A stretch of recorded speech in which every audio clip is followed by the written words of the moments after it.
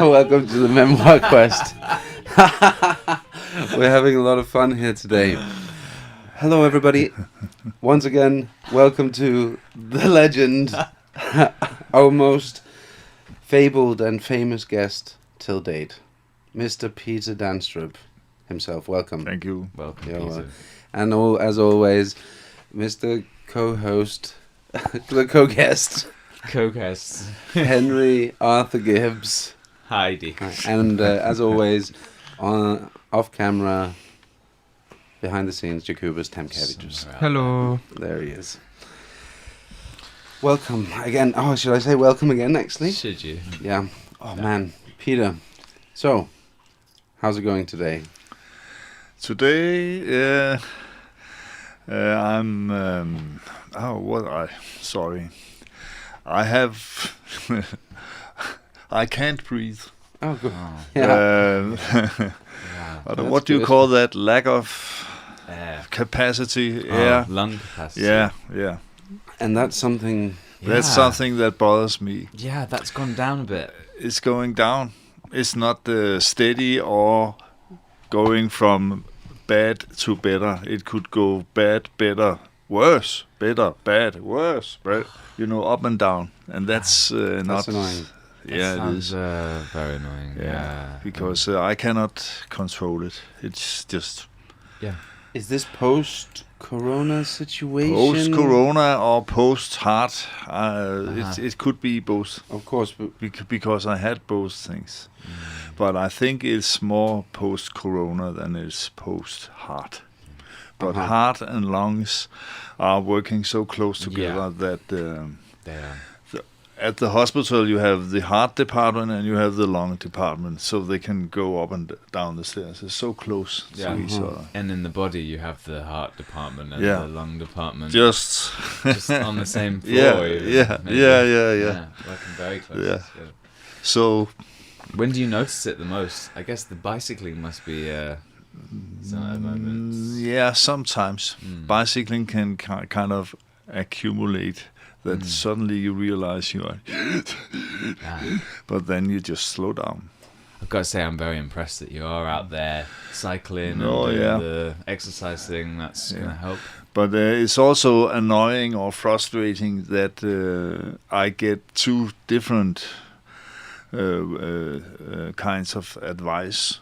One advice is that I should really push it and exercise and go to the limits, and otherwise my lungs will not have anything to work with.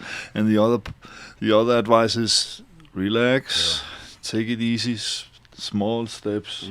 You don't have to reach that level when you are so exhausted you can't speak, for example. And they have a scale there. And I'm getting familiar to all that. But what I would say today, if you say how are you today, I would say I lack some air. But when I sit down, like in this situation, it's fine. Fine. Yeah, It's sure. as soon as I have to stand up or get something from the floor, I don't understand that. But that's the hardest thing. When if I take up a pen or something, I drop on the floor, stand up. It's as if some part of your body goes in and blocks your lungs. The moment You've got less space, maybe. Yeah. So But if you're now- already at low capacity, then it's like making it even lower. But now after when you got sick, so how did you? The doctor said that your immune system is ready to take the, would it be able to handle another corona, or do you have enough antibodies, or because did they did any research, did they explain you anything of being sick? I'm not quite sure I understand what you say, but they know nothing. Yeah. Nothing. That's maybe that's a dimension of being falling ill in this case, that actually they don't know what it is. They don't know how to cure it. They can't talk to a specialist, for example. But they so the treatment is that they measure you all the time. I've never had taken so many temperature, blood tests, lung tests, all kinds of tests all the time. Mm-hmm. So they Really and then they trying can see, oh, he lacks this, or he should have more of that or less of that. Mm-hmm. But that's the only thing they can do. Mm-hmm. Monitor and advise. Yeah. So Of course. I don't know, but if there came a second wave or No, the a new unknown. Well, I have a unknown friend who works in Rigshospital. How you saying? Yeah. Rigshospital, and she said that was it only 12% of doctors who got better after Corona got enough antibodies to not get sick second time. Oh yeah, All the rest, they said they can get sick second time. yeah. That's another thing. I don't think they know yet anything about that either. Yeah. I read 5 days ago that people who have been really ill, and I thought that's me, that's me. They have much more antibodies Mm-hmm. than people who, because you can have a light version of this. Sure. My wife got it from me. Yeah. Ah. Oh And my God. Sharing is that caring. was it was not fun, but I mean it's 2 days in the hospital and home and then fine. Yeah. So you can have it in a very light edition. Yeah. I choose the other one Yeah. while I had the possibility. Of course, take it. Take it, go all in. All I in, thought, yeah. Use Oh that my chance. God, Peter! It was Yeah. the worst time. We couldn't believe we it. Were also, We were rooting for you, man. So, would you mind telling us about do you know? I know the story about how you contracted it and in the hospital when you had a stroke in your heart, Yeah. and that I remember you writing to me, more or less on the day, I think, Yeah. telling me. You were the first I told. Michael shouldn't be worried. He should be impressed. I was Yes, I that's was right. impressed. Yeah, that's. Could you tell me tell us that story, please?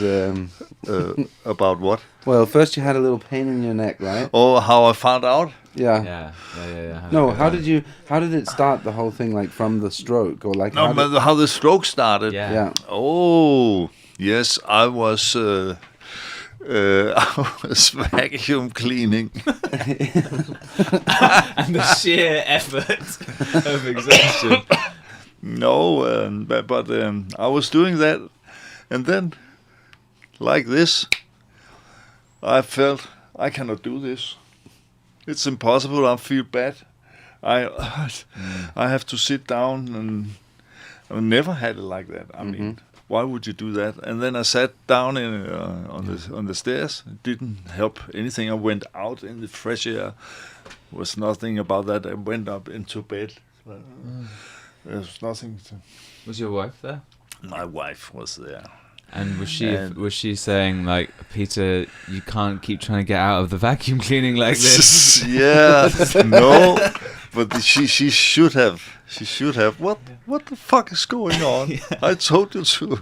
Yeah. No, No, but thank goodness she was there. no.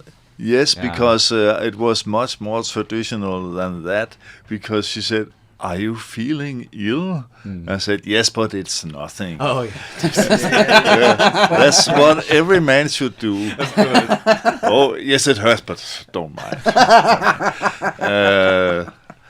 And then she said, "Why shouldn't I worry? Because you look as if you are suddenly in a bad shape." I said, but then she went. Not there are two possibilities. There's one called 1813. That's when you want to sit and chat with the nurse, and I have, my finger is turning blue, and the other is 112, and that's, and she went for 112, and then she told them how I was reacting. That was one of the signs that I didn't understand why I had to breathe that much all the time, because it was not what I used to do. And then when she called them, they said, "Oh, blah, blah, blah, blah, blah, blah," and they started to talk to me through her and ask questions, and then they said, "Oh, it sounds serious. Oh, couldn't you send an ambulance?" We did that 2 minutes ago. Wow. And then suddenly they were there, very, Wow. very quick. I got in there in the ambulance. They started taking tests, and those tests went directly to the hospital, where I hadn't even left. They were not even started to drive the ambulance. They were talking to a doctor at the hospital. So when I arrived, I went straight to the table. So it was really fast. Wow. Really, really fast. Wow. I was very impressed, and I didn't I'm have the very time to get nervous, All right. because and they told me in the ambulance, "This is a heart attack." Heart attack. Me? I mean, I did. Yeah. It didn't kind of No. connect I in didn't your connect head. to my head Yeah. at all. Yeah. Amazing. Yeah. Wow. So it was ding, ding, ding, ding. That's Very quick, that's amazing. very impressive. And the moment I saw those, it was a team of 8 women Yeah. that was going to do the operation. And then you could relax. Yeah. They were Yeah. it was a real team. I mean, Yeah. everybody knew what to do. They were working 10 different things, So reassuring. different things at Yeah. the same time. Yeah. Wow.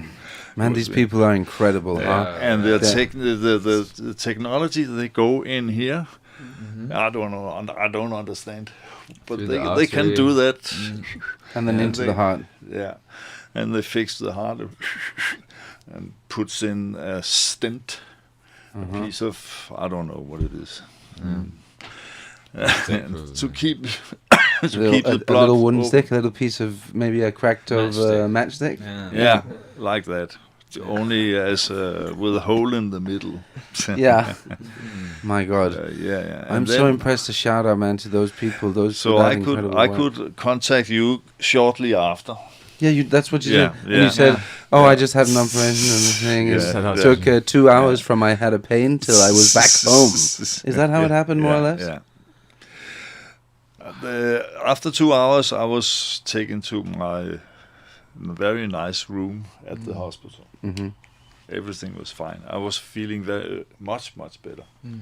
And they had told me when they did this that they have seen another one in the other part of the heart, but they would fix that Monday. Because it was weekend, and they wanted to go home, and it was not serious. They could do it while they were at work Monday. Yeah. Yeah. So did they do that? They did, yeah. Went straight Monday back in. morning, So sorry, they was fixed it- the second one. Were you in full down under in the deep dark space of narcosis? No. I had hoped for I would get a lot of different interesting narcotics. drugs for pain killing and stuff, but I didn't. No. It was because locally they could you know they You don't don't feel they anything. don't give the drugs out to people that they No. suspect are going to be a little bit misusing. no, actually, and I tried. Oh, I have a strange. Could I have some? No, I didn't do that because I was a little in. I was shocked also, course. so I couldn't course. think that strategically correct in that Yeah. situation. Yeah. But, All these thoughts are always yeah. much more clear afterwards. Yeah, Yeah. So then you felt like, oh my God, this went wonderfully, yeah. and then you started. I was to have very a little- impressed. Also, I cough. was on I think it was 17th floor. It was a fantastic view. Were the sea and the city and everything. It's on in the North Bridge Northbridge base. area. Yeah, Mm. close to a bunch of places that you've been. Yeah. It's a massive complex. It was really, really nice. Yeah, I've been up there actually as myself as well, but on the 16th floor. Oh, as, that's not so good. No, not as good. No, I mean, when this I didn't is, expect they it used to to be. say 17 and up. Yeah, Yeah, yeah. that's where the doorman starts, and there's like a butler and things like that. Uh-huh. Yeah, down on the 16th floor, people, Oh, no. shit is a bit more real. Yeah, yeah. Literally. Yeah, I was up there for 3 weeks actually, Wow. just constantly getting operated on, Yeah. getting more and more like bloated, eating a lot of morphine, and Yeah, just see, I didn't get to that stage. no. Oh well, I actually got myself a healthy habit after that of something called Tradolan. It was like because morphine makes me feel ill. Mm. So they give me this other product, and I was on just a crazy. I'd broken both my legs. I jumped out of a window. Long story short, play at a policeman's place, take drugs in the bathroom. Policeman gets angry, tries to beat me up. I run away. I jump out of the window, break both my legs. Yeah. I'll tell you, that's a longer one for another time. It sounds Anyway. like a movie. It is. Let's make it one day into Yeah. movies. Definitely. That's what I thought. Yeah. I was could like, be the I landed in my policeman. own. Yeah, you piss. could be I the- could be the policeman. You could be the Yeah, policeman. we could So- rewrite. so and, disgruntled his birthday. policeman. Yeah. yeah. You'd be Think good at about that. it. Think about it. Anyway, Yeah. I actually ended up eating these pills because I had to go down. You take a bit less every week, Oh yeah, weaning. and Oh, then yeah. I started to notice because I was taking less that I was getting high because before I was just high all the time, and then you Oh, would yeah. notice that it was like and then now I take this pill, and I change. And I did actually go to the doctor straight up, man, afterwards because I was just so into it. Yeah. And be like, oh yeah, I still have a bit of a thing.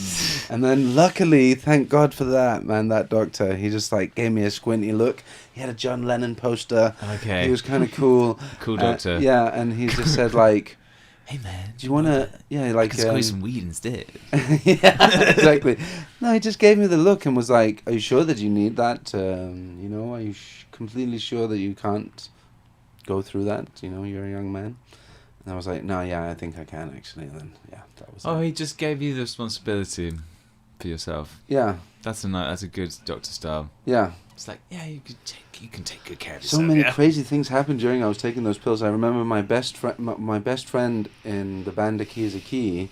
Then, like, we had some kind of like love drama relationship situation going on with the other band member's sister, where we were both kind of like in love with her, and he told me about it on a tour we were on. Uh-huh. But we were all of us just eating those pills. I was sharing them out. So it kind of it didn't matter. I could tell you another thing Took the for edge me. off. That was that I actually didn't need any drugs because I had the most strange visions or nightmares or dreams. Like trips. Yeah, it was really strange. Every time I closed my eyes, the same picture came up, and it looked like a postcard. And it was with a kind of thick drawing style, and it was a very simple picture of a man with a hat in the profile. And it was kind of a little in the direction Jugend style. Jugend. This artist. Yeah. Can we just see what does Jugend style? What does that represent? Let's just get that up on the screen. Because it was kind of simplicity and stuff. But it was that was one picture. Another picture was this could be in the 1920s, 1930s kind of. The other picture could be 50s maybe. It was an Italian-looking man, very stylish with the oily hair. Something like that. Strange, yeah. That Oh, kind okay. Of, yeah. Like the yeah. absinthe, kind. French kind of Yeah. 30s. But in my case, it's a much more simple. Yeah. But But the never same mind, type yeah. of lines. Yeah, and the same. do you think that was? What do you think? Time 1920s, 30s. I guess these pictures. Nouveau time. Yeah, is it? Art Nouveau, all kind And of that what you're saying is that kind of these kind of imagery. There was two that came up in your mind every time you closed your every eyes. time, every fucking time.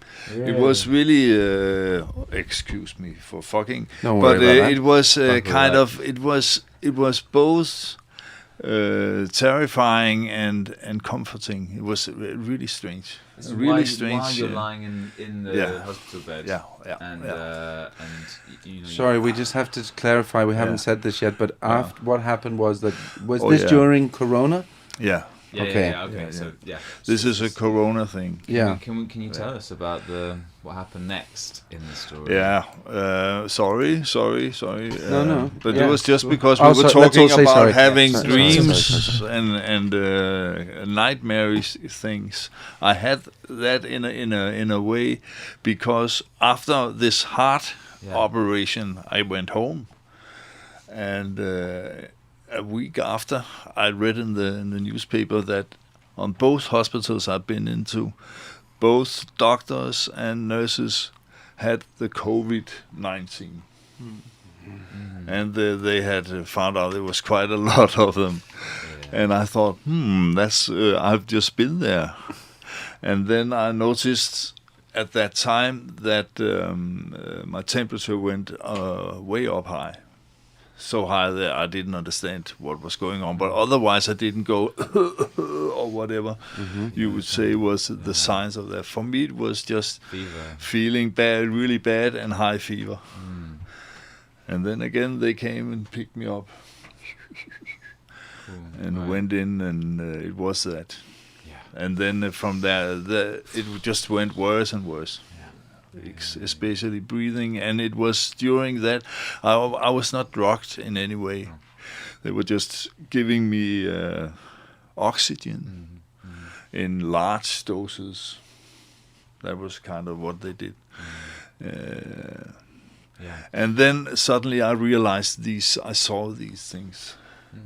And it was so strange. It was so strange. I thought, and doctors and nurses came and talked to me all the time. How are you? How are you? I told them about it, and it was a fun reaction to see, because some of the doctors started the moment I said I had these strange visions. They go, oh yes, yeah. Oh, visions, yes, I've heard about that. And then they kind of, oh no, not again. And then there were some other doctors, oh yeah, visions, yeah, tell me about it, and wanted to hear about it. And yeah, strange, two kinds of strange reactions, I think. Really, Maybe you have really seen interesting. that picture before in your lifetime, something similar. That would be interesting. I don't know, but it was kind of we're talking 14 days almost all the time. It was really heavy. I had these things. Now they are gone, but I have made my own drawings I was gonna ask if to you've done try that. to remember them. Would you make a painting? I have done it at home. Yeah. But you the do- Italian guy didn't go so well. No. Try again. I'd love to see your. Wow, yeah, I'd love to see that. I want. yeah.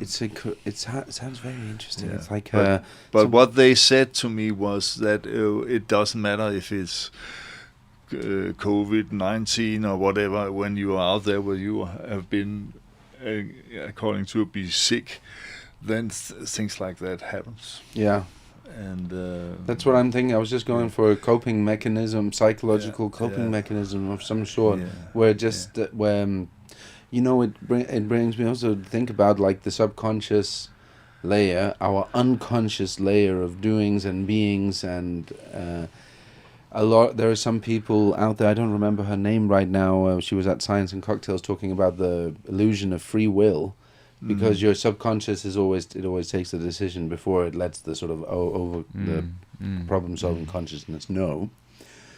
And I wonder if there's some kind of these mechanisms of keeping something safe and simple, or being like, yeah, it might be frustrating, but you can only look at these two pictures because the other things are too much, or some kind of But message from your subconscious. yeah, well, I just wanted to say. No, I forgot it.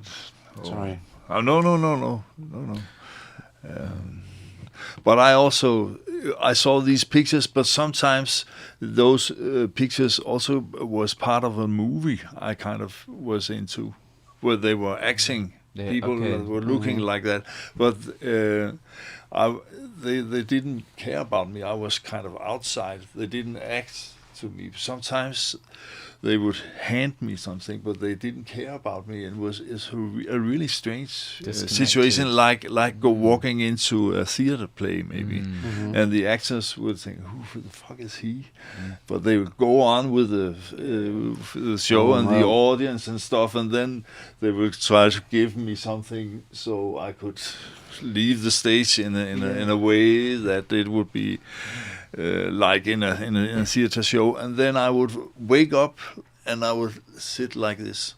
It was really strange because every time I opened my eyes, it was gone, of course, and I was not psychologically hurt or kind of. It was just I could turn it off and have be normal again, and then that made it. I was not afraid. At any time, it was not a nightmare, and that. But a kind of feverish dream in a way. The fever dream. You know, I can kind of recognize a couple of things. I was just talking to a friend. I don't know if you've ever smoked DMT or heard about it. No. I was just a friend of mine explaining the other day about an experience he had where this same kind of bystander experience to something happening. He in his thing in his version he was talking about a giant universal bubbles where he saw these other. He was kind of an entity. He didn't have a body. He saw these other entities all around that were kind of controlling this thing, but he was a bystander, onlooker on it. It also kind of reminds me of this time. You guys have fever dreams? This thing of like, I often. People who've when you have an extreme fever, you often can hallucinate and go into wild kind of, almost like drama plays and things like that. I've heard about that. My version is like these. It's so hard for me to explain, but it's like as if there are these bombs in water, where when I close my eyes and go there and float in the water, then every time I make a little move or something, the bomb explodes in the water, that kind of energy flow. But as you're explaining, then it's also possible to go like, open the eyes and be like, I'm here, I'm sick. But then you can choose or somehow go in there. Yeah. It's like when you get sick in a way I did. You have some shields that kind of disappears, both physically and psychologically. You lose some of your fighting power or your ability to, or you have to contrend on other things. You become very vulnerable, and then you have to concentrate on only. I think that's what happens. I was following the predicted scheme of how thin you will get when you lie. I was in the hospital for 1 month, and they say you lose 200 grams of muscles every day. Oh my God! And I was in 30 days, and I lost 15 kilos. Wow. So I've been extremely thin. And now I'm working on it, coming back again. So that's obviously a shield. You have kind of, you lose your body, actually. And on this psychological side, I don't know, but suddenly you can see things. You have to put up some shields, I think, in everyday life to get through those. To get through, and you have to filter some things out. You cannot concentrate. Will that glass of water be standing there, or will it fall on the floor? I have to check it all the time. That kind of thing. The brain says the glass is there. Don't worry about it. But we have the information if you need it. And all those working things, all those shields that are filters, they slip away, I think, in when you get that sick. So suddenly dreams and strange things that probably are there anyway, they are being filtered out because you cannot live like that, and they are coming up suddenly. And the communication through bodily and the sort of psyche and the body, in a way, I don't know, I feel this thing of like moving makes me think when I'm in that dream fever state, you do a little movement and it kind of reacts into the thing that you're experiencing in your psyche, right? That filter is maybe also sort of gone. Yeah. Oh man, yeah. I wonder this phenomenon. I was just, have you guys ever? Do you ever watch the Inside movie? Do you ever? The what? I don't know. I'm just saying this. What I'm trying to explain something that I experience quite a lot and purposefully do to entertain myself. Yeah, where I'm like, what I do is, I go to a farm that I worked on in Israel. Yeah. And I remember a view that I once had there. It was very beautiful. Then I fall over, but I miss the ground. And then I imagine myself flying through the trees. Come over some hills, and then my mind just starts filling in the gaps, like floating faces and things. And if as much as I can sort of let my shoulders down and observe it, rather every time I will try and say, what's that? It'll just go and stop and sort of fade to darkness or into the back. But as far as I cannot judge it, whole movies and things and people and and only afterwards I can be like, wow, what was that? Do you know that phenomenon? Any of you? The Inside movie? Yeah. The floating. Yeah, I mean, I guess I was introduced into that kind of idea through meditative practice, right? Just like having watching the thought movie, and detaching yourself from the kind of protagonist and becoming more of a, viewer on all these things that are going on, But that your particular thing of having the setting and I have the setting that starts it, where I can always say, now we're going to movie land, and it's like entertaining for me. It's good for me to sleep with. Yeah, it's a really good practice from disentangling yourself from all of the stuff that's flying in all the time, right? And being a bit. But I do actually have to separate when I do meditation. Actually, I do another style because I'm now on this meditation regime, right? I'm doing it like every day, and it's really nice. But I can realize that world, the inward watching movie, it's a disconnect. It's very relaxing and it can be entertaining and things, but I can go too easily there in meditation, where my meditation is more about sort of like mind control, because I'm super good at losing control and being, letting my imagination flow and all of that. That actually I use the meditation for like more the sort of like practicing that I'm in control. Reining it in a bit, going like, this thing is arriving, thank you for showing yourself, love you, see you later. I'm just tending to myself, to my breath right now, or something like that. Yeah. But I know that in some Taoist forms of approach to meditation, in some like purist ways, they would say like, even the idea that you're sitting down to meditate immediately undoes the whole point of meditating. Whereas like, if you were trying to control anything, that would just be pointless. Because it's natural, that is your natural inner flow, and that, if you sit down and if you did sitting down enough and doing that, you'd eventually just like would sit down and wouldn't need to control it. That's their idea. It's like the fact that you're sitting down to meditate with the intention, now I sit down to meditate and do the meditation. already undone all the point of what the meditation is meant to be. Yeah. Which always threw a spanner in the works for me when I was like, oh, okay, just do sitting then, or just like don't call it meditation, or I'm going to sit down now for a bit and just do nothing. I guess doing nothing is nice. And maybe that while you were having to spend all this time in hospital beds, Peter, I mean, how did you have to do some sort of meditative practices, or were you just letting the psychological push-ups? Yeah. No. How did you deal with the time? Did you listen to stuff, or like what? Yeah. I was, the first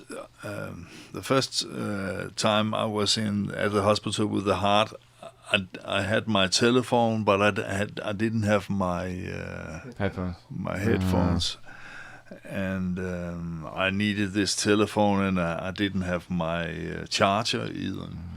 So I was in a. It was not that good.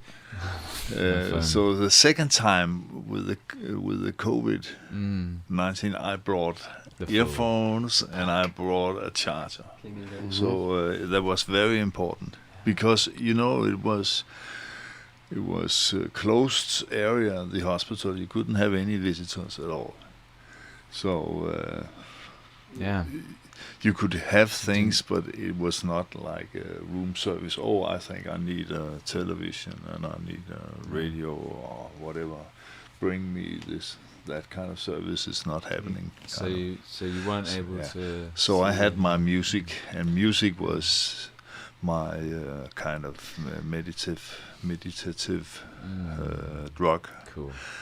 And I realized how extremely privileged I am, and how privileged musicians and music people are, because they have this music. I mean, if I was a baker, I might also have an interest in music, but not in the same way that I have as a musician. And this was just plugging in and disappearing. It was fantastic. Wow. Really fantastic. And also because nothing is happening, actually. They come and see you, talk to you, cut, put needles in or whatever, but I mean, it's nothing is happening. A lot of waiting. Really nice. Were there any particular pieces of music that came back again and again for you? No, but I have been sick before, with cancer. It's a long time ago, but at that time I also had I think it was an iPod at that time, but then I only heard the same 10 songs all the time, and I cannot listen to that music anymore because I get the same. I'm sick. It's that time. I could smell. I could smell the hospital. All that, as music can bring up memories in a very nice but also terrible way. Of course, yeah. So did this inspire any new musical projects? Yes, it did. Actually, but this is kind of very personal. Or maybe I shouldn't say it, but I also found out I had to leave a band I'm playing in. Oh my! At the hospital, and I left the band during the hospital while I was in the bed, Zinger. And that was kind of a drama. Yeah. But I thought I have to do it. I have to do it, and I was in a situation where I didn't know if I would ever come back and be able to play again. But I just wanted to know. I want you to know that it's all over. So it was kind of ooh, and I have talked to a lot of people who says you should not take decisions like that in a situation when you are in that situation, very sick and stuff. But I did it, and I don't regret. Not yet. I won't pry too much. Go on. That was you took some life-changing decisions. Yes, I did, and then I started to think of what do I need to record before I die. Nice. I mean, which projects would be bucket project really necessary? Other projects you could, fuck it. But this, you have to do that. You cannot leave the stage without having done that. So I thought about that, and I have. That's one project. If you think in how do we say in media way, I think in the context a record that could be 12 pieces or something like that. And this kind of record should be that kind of record where every track is with different people, or every second track would be something quite different. It should not be a band record. It should be different views of everything, or maybe different views on the same thing or whatever. I'll find out about that later. But another thing was that I've been working a lot with music for choir, for female choir, and I've finished some of that, and now I've begun to think about other projects I would do with this choir, or where this choir could be a part of a story with some actors or lead singers, and this choir would also be a part of a musical unity. And then I realized that kind of interplay between theater and choir, or soloists and choir, is what they did in the old times in Greek. And that's interesting because I read some articles about a young guy who is researching in this, and he's translating a lot of things. And he was a specialist in choirs and very interested in that. I have contacted this guy, and we are now beginning to think of a common work we could do together, with him writing lyrics and me writing music, or I don't know, some kind of. He would show me some plays. There's a lot of plays, comedies and dramas, tragedies. We can find maybe one of them would be really relevant today, and make a version of that, or make a mix of it. The funny thing is, they know the lyrics, they know the rhythms, but they don't know the music. Actors. All those old theaters, theater plays, they are written in a meter. Okay. So they have the words and the rhythm. They have the lyrics, and they have kind of you can it's in a rhythm. It's in a rhythm. There is some kind of metric in it that shows you a length of something. Yeah, or like something like that. Like Shakespeare is also in a rhythm, right? Totally. And so it's interesting. The meter, that's the kind of like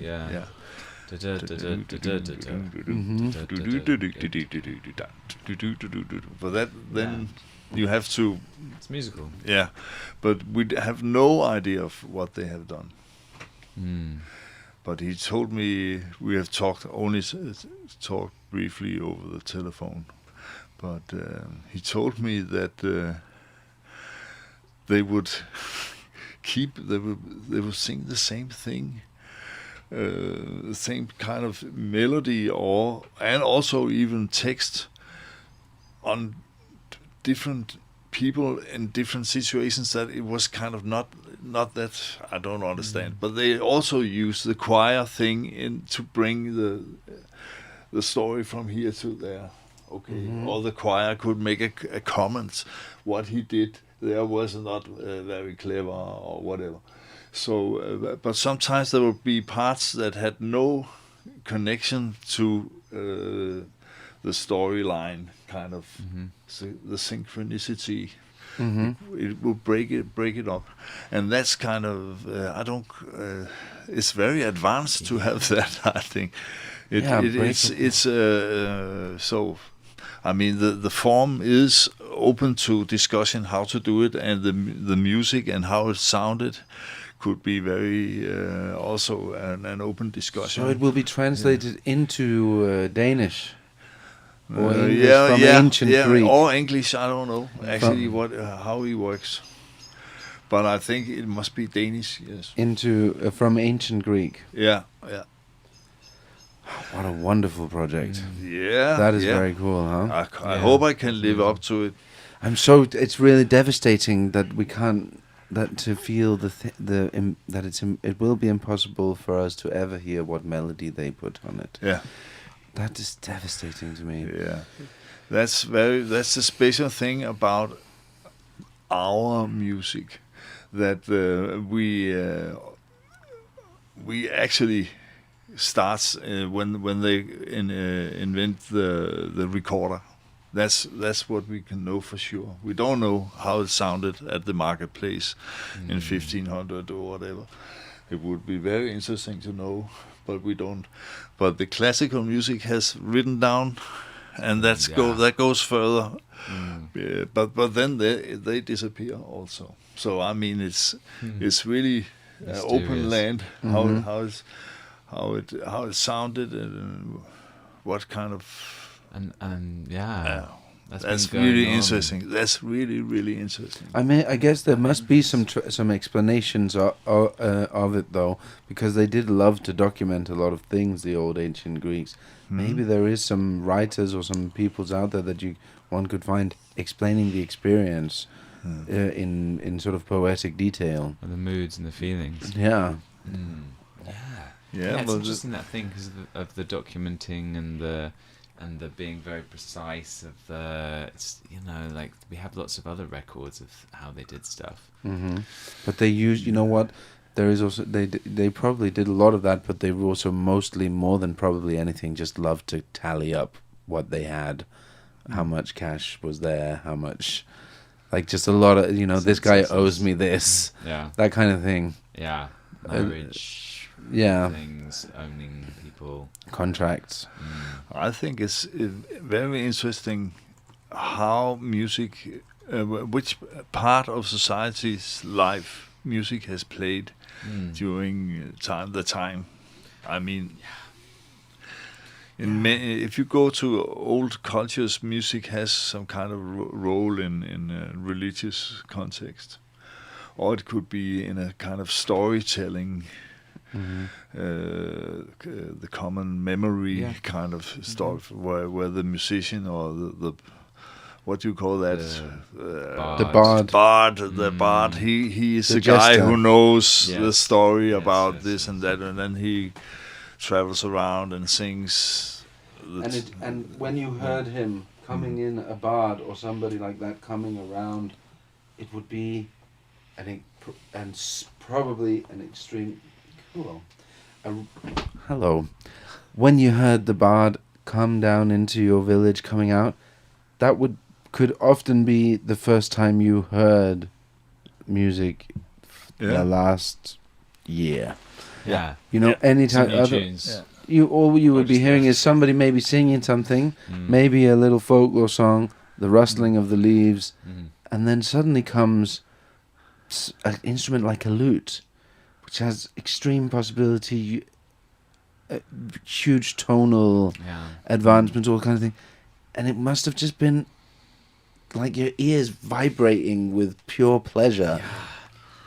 Someone told me another day that I've never thought about this, but that the street artists and like buskers and all this, it used to be a huge thing. People used to go to the downtown center to see traveling musicians to come by. So it's a big thing. And just now it's buskers and playing on the street. It's like no one cares about this anymore. It's a very different one. And it used to be a huge thing, like the main thing for. There is a lot of places where there's a lot where it actually still. Well, America, I've noticed, especially New York City, it's still very entertaining, but nothing in like it used to be. You know, there's also back then when they first made, what came first, recording of a vinyl or radio? I think it was radio.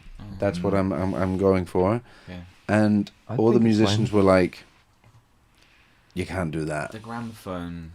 The gramophone? It's later than radio, I think. Okay. I don't know. I just feel like that. But I don't know. No. I think maybe it's the other way around. I think gramophone was before radio. Well, I think it's way. I'm sure that all the musicians definitely got super angry about it. No, like, what do you mean that you can record it? How are we going to play live then? Where's the band? Yeah. So many. I've just been having a thought about this thing that you were talking about how, because of not having it not having things documented, like music in terms of its development and its history has been going on cycles where things can be just easily forgotten and then re-remembered or like gone into it. So like what we've hit now is the time of where we've recorded everything, we've documented everything, we've got files where it's we can listen to it, but we've also got things we can read. There's a lot of documentation. How does that affect the evolution of music? Because I'm all about like, let's just return to the age of innocence and just do whatever we like and not care about anything that's happened in the past, right? But what happens to the evolution of music when we don't forget so much? I wonder. Yeah. Yes, true. To get that out of my system. Yeah. But it's I think it's interesting and fascinating that you have to. Why should it have been that much different from now? And then you can also say, well, just music for today, and then 100 years back or whatever, how long it is. That's how much we have around, right? Yeah. No, never mind. It's so exciting when you start to like look at these things beyond just your lifespan and understanding these things in hundreds of years, and it becomes challenging, but also deeply I don't know. philosophical and interesting. There's been no clubs, we know that, but there have been marketplace, there has been inns or whatever. Taverns. That's why it's interesting. There's been theaters, traveling theaters, where they also have had some music, but what we know most about is what they sang in church. That goes further back. Yeah. But then how much has it been colored by the parallel folk music that is totally silent? I don't know. Isn't it true that these epic poems and things like that they wrote in the old days, they were often sung by the bard? It was what they did. That was like it was a song. You know, it wouldn't necessarily have a lot of music. But you know that now we're talking about it in the sort of like in the our European version of it, but going to like India, subcontinental places, Africa, who knows about China? I bet there's loads of things going on.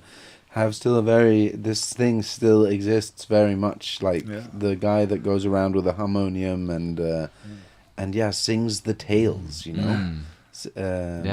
And the music helps him remember the giant lyric. It's because music has this ability to make you remember. I think it's very interesting. It's very evocative of music. Yeah. Wow. So thank goodness, and we are super privileged. I feel that every time we play music together as well. Yeah, it's also like that. Yeah. And then suddenly, when I really need it, I just in and go. In heaven. Yeah, it's really, really nice. And luckily, I had made this playlist, and it was kind of it's very big, but I mean, I put it on this random mode. So everything just went. Yeah. There was no continuity, but it was kind of, you had, every time you heard a new track, you had to wash your mind open. Okay, not that anymore. Now we're going in this direction or this direction. And that way, I think music is really helpful, or very much can take over your mind. It's totally. This playlist, is this lots of individual songs that you bought on iTunes, or was this? It's most Spotify, right? Is it on Spotify? It's my record collection. It's your record collection that you've you've made into MP3. I buy sometimes from iTunes, but not that much. And then I have this experience that you bought that on another thing, and you can't use it, and then you cannot hear it anymore. Or it's annoying, that whole thing. It is compatibility. But it would be amazing to somehow make your playlist available to the public. It's probably a great service to humanity there. I don't know, but I've been thinking about that. That's also a fantastic thing. I think each of us will have our own, and it's no problem. I mean, it's incredible. So it could be. I gladly show you mine, but I'm sure it's not. It will not be in your taste, everything. I don't know. I reckon probably 85% I really enjoy, and then 50% I'd be like, what?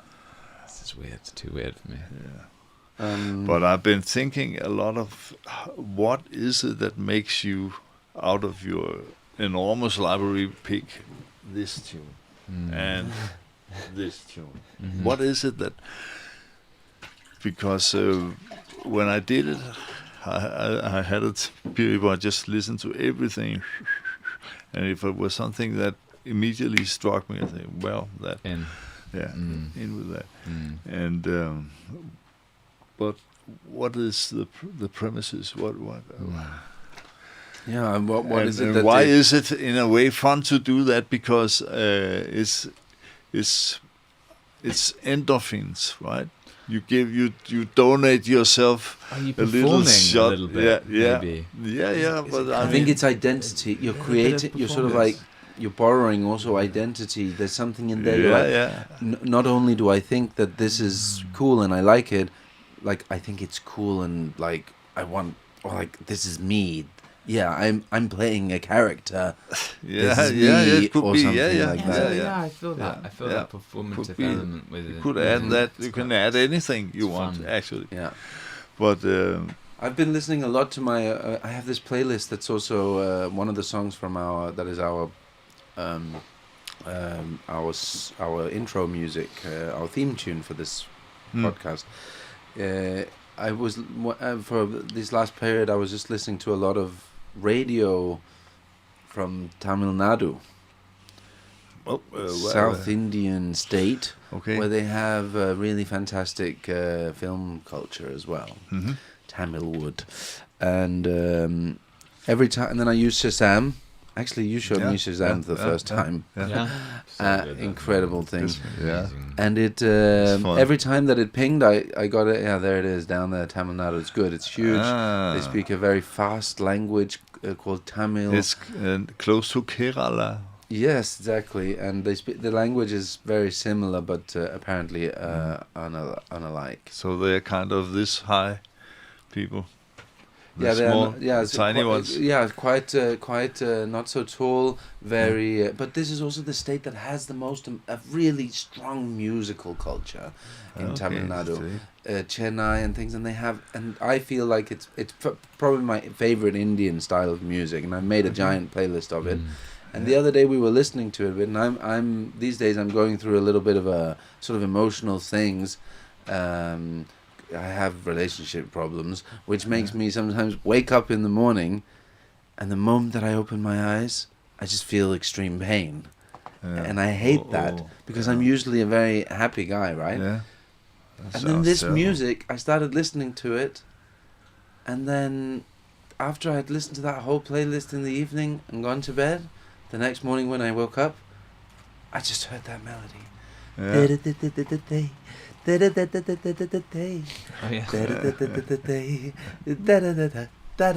And I was like, thank you for programming that in. Thank you, brain, for being like, this is good, this makes him feel good.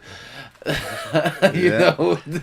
But I would like to comment on that. I have heard or seen that people that have studied it has found out that you have only a limited memory there.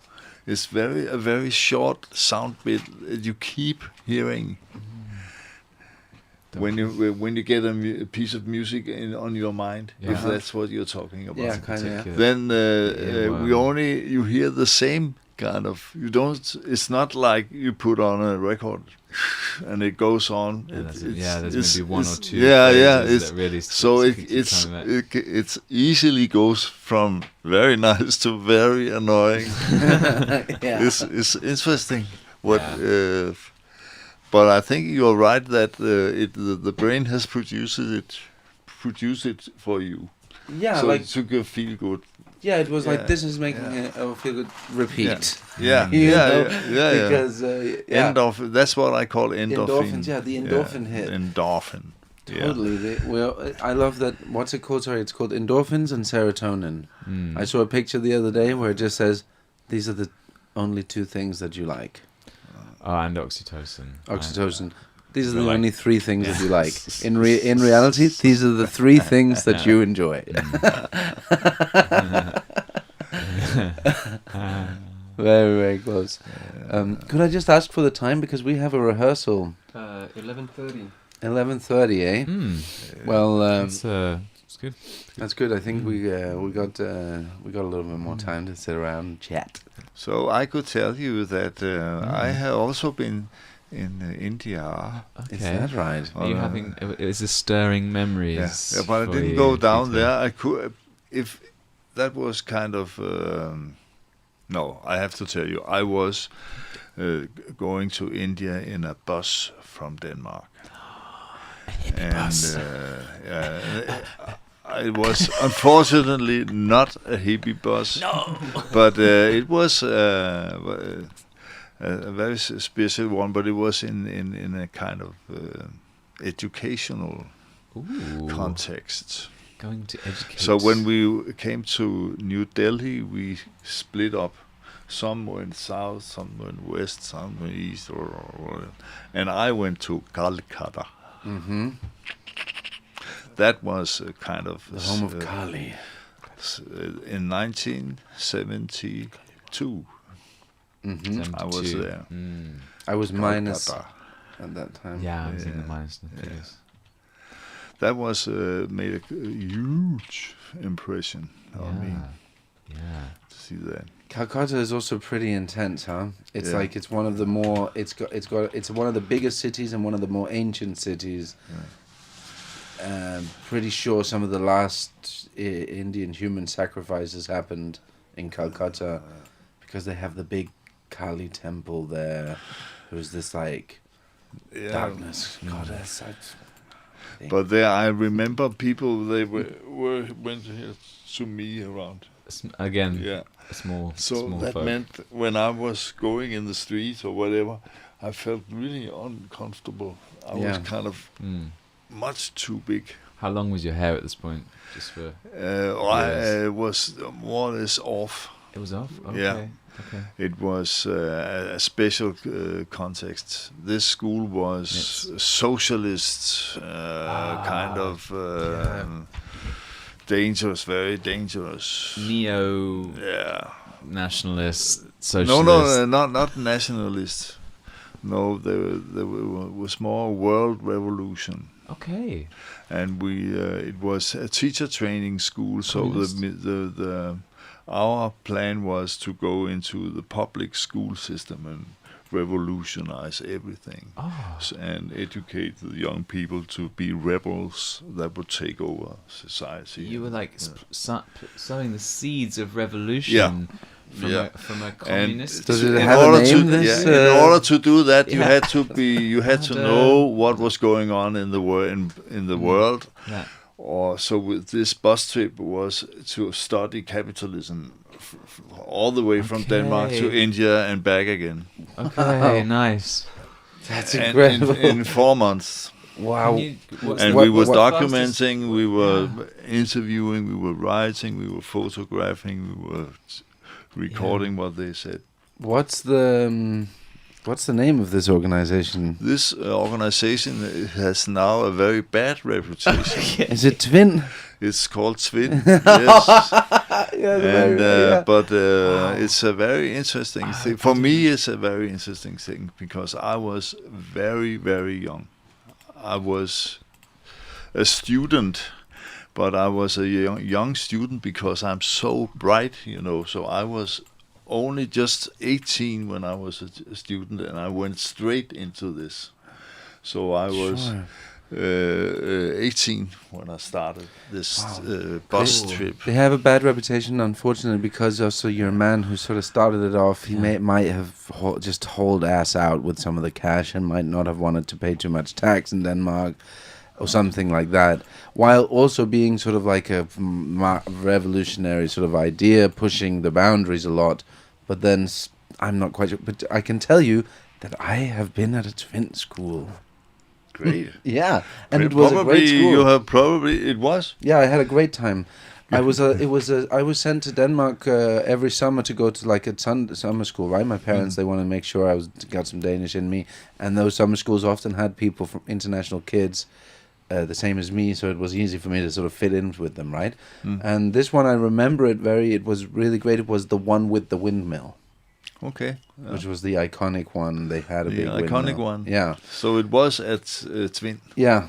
In Ulfborg. Yeah, Ulfborg, exactly. And my mother was later very distraught about it and thought that it was the worst, but it was the place where what I experienced was that, for example, they had horses. I connected super deep with the horses, which I've done since. Yeah. I ride horses. I love horses, and I was having connection, and I was like, what are the chances that I could sleep out here with the horse up on the little thing? And the guy was just like, yeah, sure, do it. You don't just sleep in the bed. You go and deal with sleep with the horses. Hay bed. Hay bed. So I did. And nice. It was great, and I had a lot of fun there. It was it was an amazing experience that I'm sure actually probably put in a lot of good seeds into me. For the non-Danes, a little bit. Could you expand a little bit more on like how you could have a revolutionary organization running a sort of school like in Denmark? You're allowed to have. There's what's it called? You can make private schools, and a lot of the times we call them free schools. Oh, the free school thing, yeah. Mm-hmm. Is it kind of over into that? Really, in some way, it's a private. Yeah, that's the Ministry of Education. Okay, so and in the case of that kind of school that you have been to, then all the communes in Denmark would have a big problem if they should run schools like that. Yeah. But if organizations make them, they can just get, there are 5 places there, 25 young kids can go there. So they solve the problems. Okay. So it could be religious, it could be kind of... Everybody has their own kind of tint on it, but it's an opportunity to create a more people-centric educationary thing. People have different, like it's Emil, our good friend. He's a rap artist, Emil Kohl, called Lester as well, stage name from Short Stew. Anyway, he told me a story the other day also where he went to a public school of some sort, but it didn't really work so well because even as a young child, he would be like, I wear my sister's dresses to school and things like that.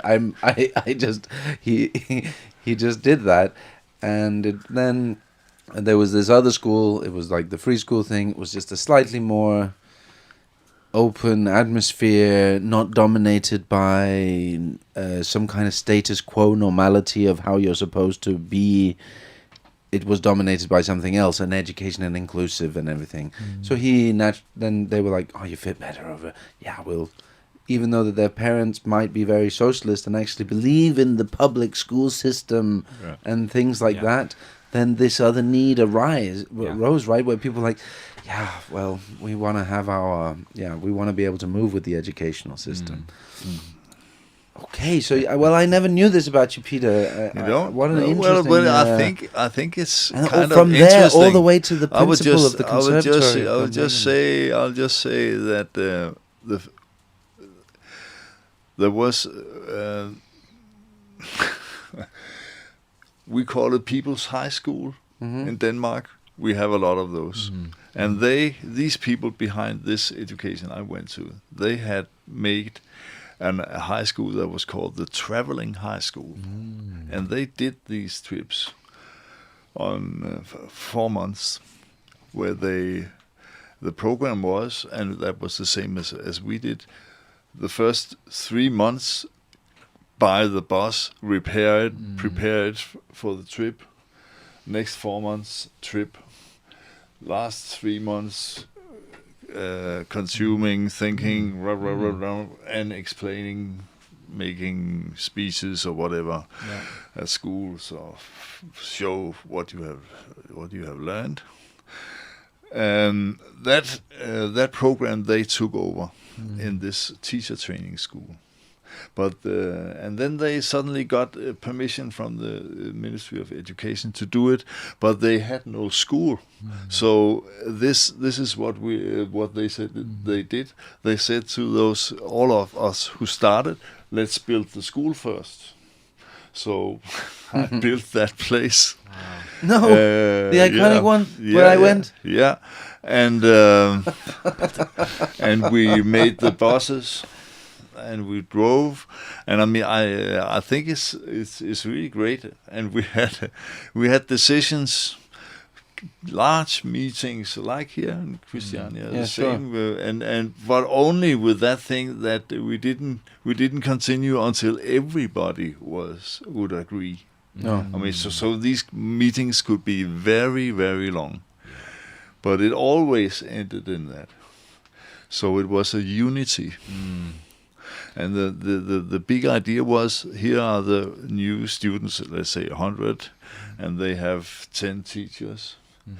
Out of them, they will form a larger group of teachers, and they will gather new students. And so it will grow, and then everybody gets paid by the state or whatever public school system.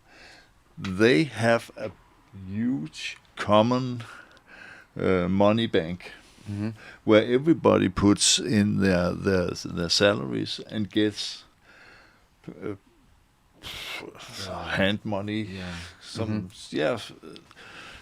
to have some fun with, not much, and then free housing. Okay. But that they decide, and they collect suddenly a huge amount of money. A really huge amount of money, and they built the windmill, for example. They started to buy estates around old high schools that didn't work or whatever, hospitals. They went into everywhere, and then they went into foreign aid. They went to Africa, Malaysia. I mean, it's huge. Wow. And always spreading the good word of the revolution.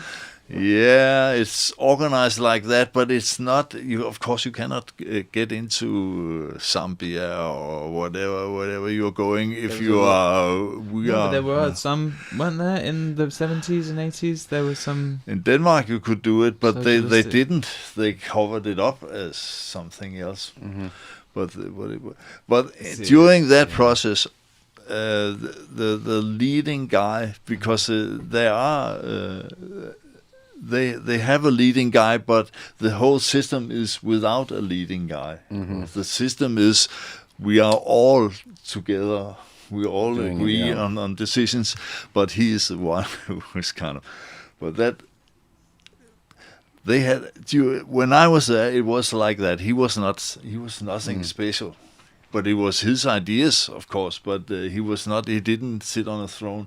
But I think, as time went by, he got into that position. Oh my God! In some way, it's interesting, but I don't know enough about it because I left it after one. That'll year. have to be for another podcast. We'll do some research. But the interesting thing for me is I found him extremely inspiring, extremely bright, extremely nice. He was a funny guy also. Yeah, sure, of course. And now he's kind of the devil. In a way, yeah. Yeah. And he's been filmed. He's just been filmed the other day. Oh yeah, in Mexico. Or something. Mexico. Yeah, he's living in some big house down there, chilling. He should have been. If he comes to Denmark, he goes directly to jail. Yeah, that's it. Oh, Peter, thank you so much for coming into the show. I hope we can have you in another time again. It seems like it was. This has definitely been. This is award-winning material right here. I could talk for hours. Yes, many awards. The Peter Danstrup Award. Well, thank you so much for coming. This is Memoirquest for this time. Thank you, Henry Gibbs. Thank you, Kubus Temke, Viturs. Thank you, Michael Rexen. Yeah. Thank you to Michael Rexen. Thank you for the view I've had all day. Right? Where's that? That's on. My guess. Let's guess. In the like everybody. India. Polynesia or something? Polynesia. New Zealand.